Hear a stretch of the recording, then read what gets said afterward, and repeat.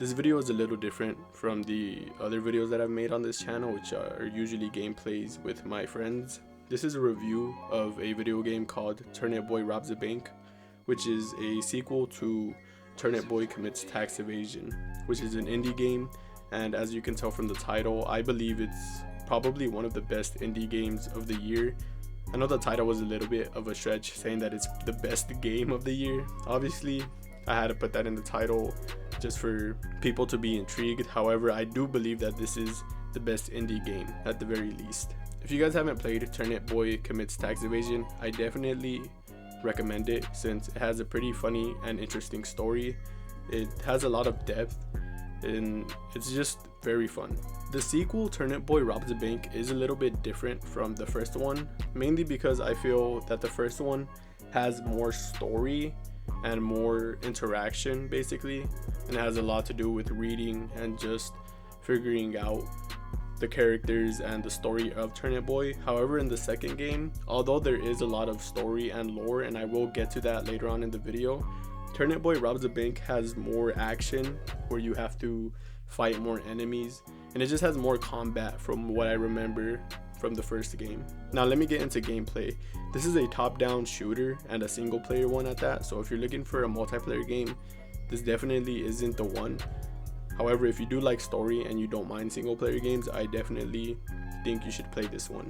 The gameplay is kind of similar to the arcade mode from Zombies on Black Ops 1, which is top down, or if you're trying to compare it to a mobile game, I would definitely compare it to Soul Knight, which is one of my favorite mobile games. So as you couldn't tell from the title, the objective of the game is trying to steal as much money as you can from the bank, and although this might be considered a spoiler, even though you will figure it out in the beginning or find out about it as soon as you open up the game and you go along with the story, the person who owns the bank or the owner of the bank has a very secret stash that is supposedly worth a lot of money, and the whole point of the game is you trying to find out what it is and where it's hidden so that way you can steal it.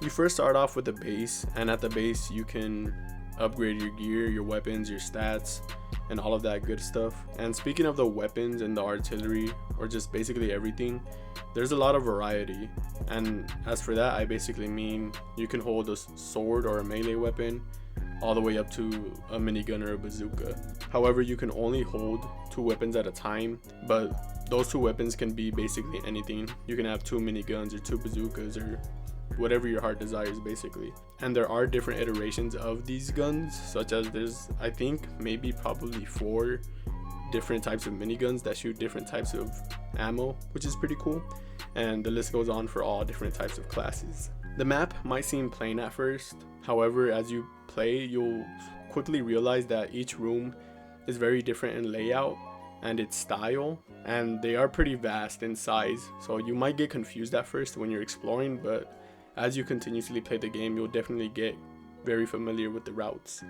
And also, this game has elevators which lead to different rooms, which is pretty cool, so it keeps the game pretty entertaining. And I don't know how many rooms there are exactly, but there is a pretty good amount. As for the enemies, the base enemies or the little rooks are very easy.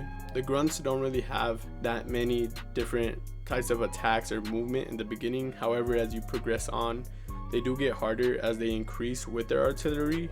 They do have different attack patterns, and their movement increases and becomes more random. Speaking of random movement and attacks, the bosses in this game are pretty challenging. There aren't that many, however the ones that they do have in this game do make sense with the story, and they're not that hard. They are challenging, but they aren't that hard, except for the final boss. The final boss is definitely pretty difficult.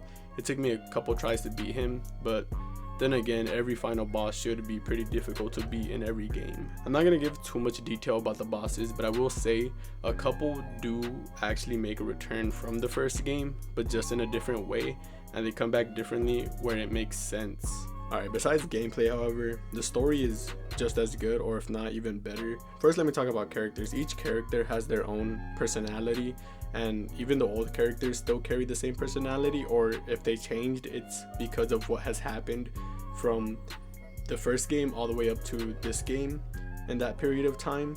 There's so much lore, and again, I don't want to give out too much, but basically it gets really in depth and it's actually kind of crazy, and Turnip Boy is actually I would say, its own universe, and each character has their own backstory and just their own stories in general. And if you're wondering why there's even characters there and why they're not getting robbed for their money, or why they're even there while there's a bank robbery going on in the first place, it's because the side characters in these games kind of serve a purpose of giving you side quests to do while you're doing the main story. Usually these side quests entail you to go look for items and bring them back to the person who asked you to get those items in the first place.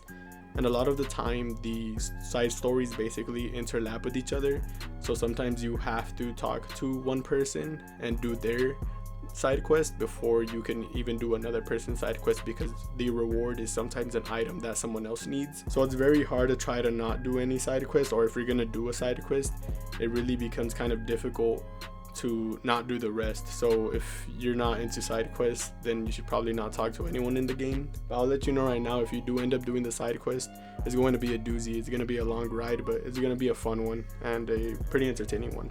Pause. As I said, even with the bosses, they even have their own mini stories and why they're even bosses in the first place, or why you're fighting them at all. And the reason why I like this so much is the stories connect and they kind of make sense. There is chaos, obviously, and yeah, obviously they're all fruits and vegetables, so nothing is going to make sense. However, the pacing of the story seems not rushed at all, or if you want to compare it to other games, it is rushed, but for an indie game, I feel like it's really well thought out and nothing really gets left unanswered, or at least nothing that comes to mind is left unanswered for me. And as I said, I think the humor in it is very hilarious, and I really like the personalities in the game and the relationships that they have with each other. So yeah, if I have to give this game a rating, I'd probably give it a 9 out of 10, just because for me personally, these games don't really serve a replayability personally. I know you can probably try to do like a no death run or just an all melee weapon run, which does sound interesting, but for me personally, I just like 100%ing indie games and then I'm done with them.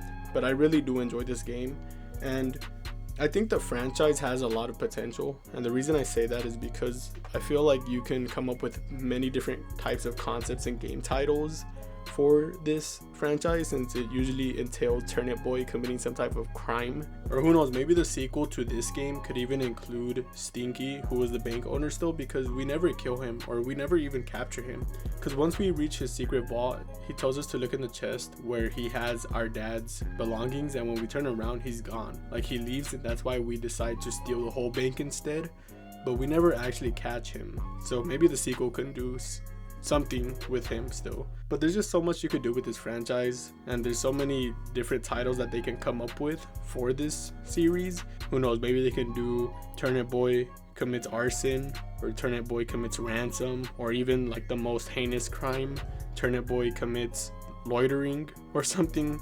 But in all seriousness, this franchise has a lot of potential, and I really hope they continue to make more games and they get really creative with it, because it's just very enjoyable. And shout out to the studio who made the game. I don't really know their name just because I don't really pay attention to studios in the beginning of like the intros for the games, but I'll most likely have it on the screen. And as I said, I really recommend this game for anyone who's looking for something new to play.